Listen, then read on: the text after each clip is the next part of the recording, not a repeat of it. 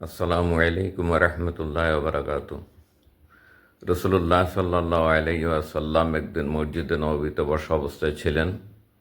হঠাৎ করে তিনি একের পর এক তিনবার আমিন আমিন আমিন বললেন।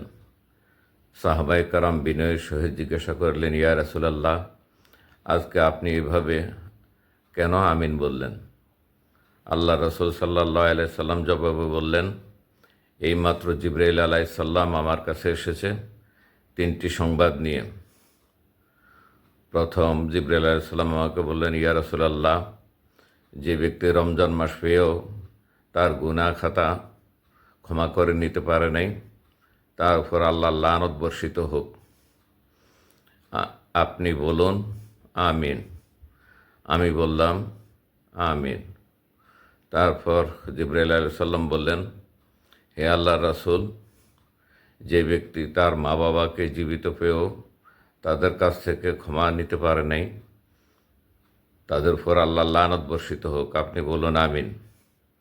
আমি বললাম আমিন।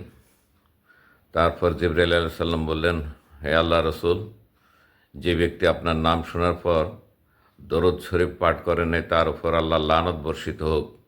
আপনি বলুন আমিন। আমি বললাম আমিন।